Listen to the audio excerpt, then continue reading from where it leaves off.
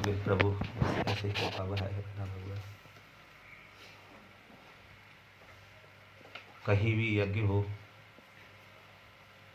चाहे एक ही हो चाहे अनेकी हो, सहयोग करना चाहिए, सहयोग नहीं करना चाहिए, सहयोग करना चाहिए, नहीं भी कर सकते तो विघ्न भी नहीं करना चाहिए।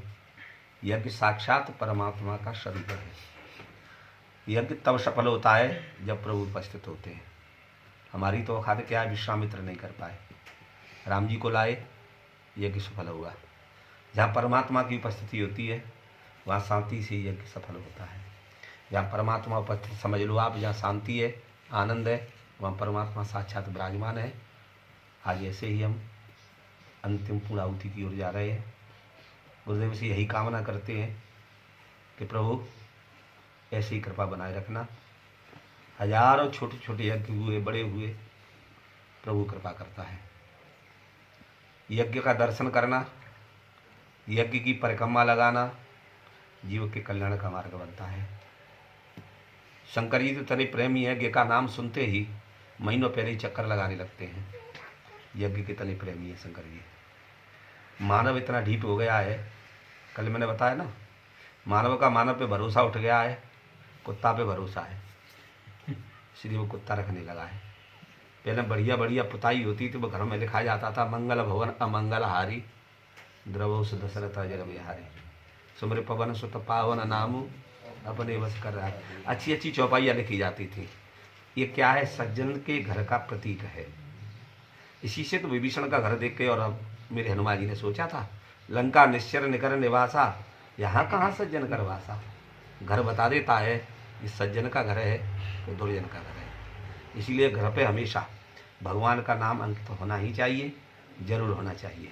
कोई करेगा तो कम से कम नाम स्मरण करेगा और मन में कहेगा सज्जन है। अभी हम घूमने गए थे, भाई साहब थे, मनु थे, कितने लोग मिले, लेकिन 3-4 लोग ऐसे मिले आगे से ही महाराज जय सिया राम। कितने बड़े सौभाग्य की बात है। आज संस्कृति का ह्रास हो रहा है, एक दूसरे को देखते ही भगवान का नाम। आज हम भगवान का नाम भूल गए, यही हमारे दुखों का कारण है। अब तो हम good night good morning sir होती है, राम नाम कोई लेना ही नहीं चाहता। राम नाम लेने में कोई पैसा भी नहीं लगता।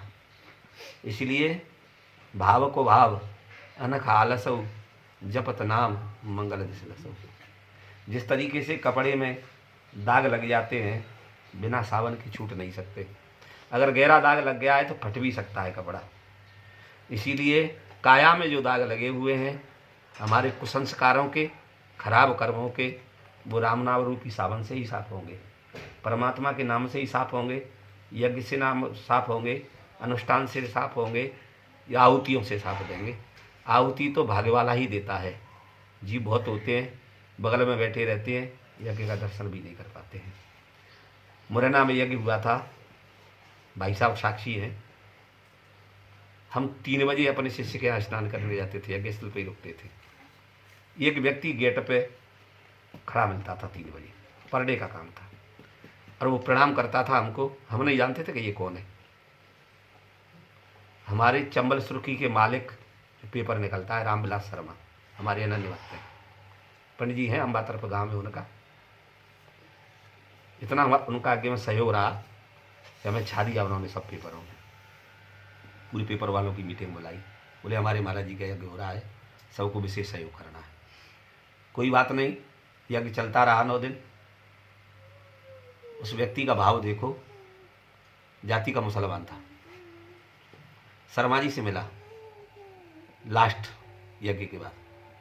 बोले महाराज 3 बजे यज्ञ मेरे सामने होकर निकलती थी, मैं तो पूर्ण यज्ञ के दर्शन करता था। शर्मा जी चकित रह गए, तुम कहाँ करते थे? कि मैं उस जहाँ यज्ञशाला थी उस गेट पे खड़ा होता था और यज्ञ संपूर्ण मेरे सामने होकर निकलती थी और मैं तो पूर्ण यज्ञ का शांति से दर्शन करता था। शर्मा जी बोले मैं समझा नहीं।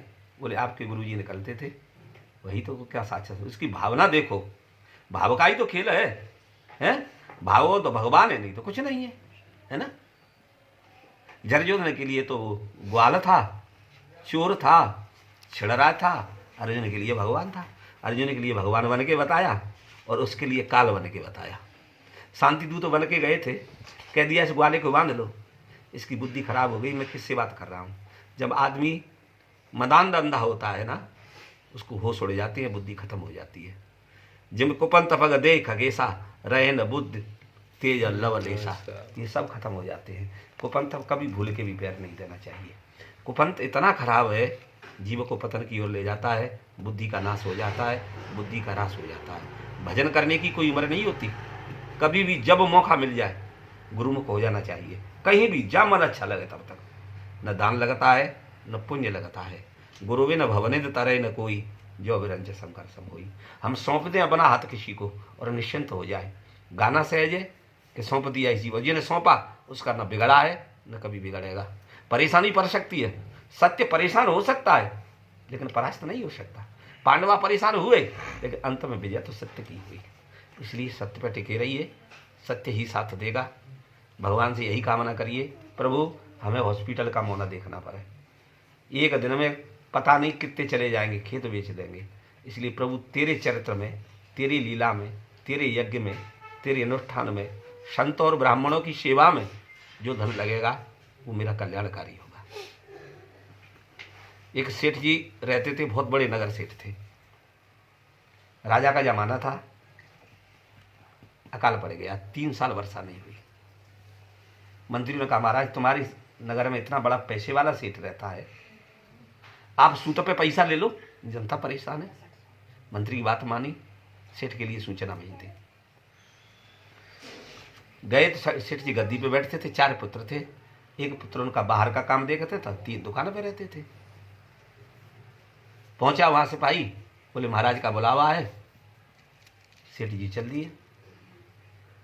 पुत्र ने तो मना किया, क्यों जा रहे हो? गए दरबार में, बोले सेठ जी मैंने सुना है तुम्हारे पास अटूट पैसा है, लेकिन मैं सूत पे लूँगा, मैं ब्याज के वापस कर दूंगा, आप मुझ पे हुंडी लिखवा लीजिएगा। पहले हुंडी चलती थी, हुंडी लिखवा लो और मैं गारंटी तो देता हूँ कि आपका पैसा सूत से मैं लौटा दूंगा।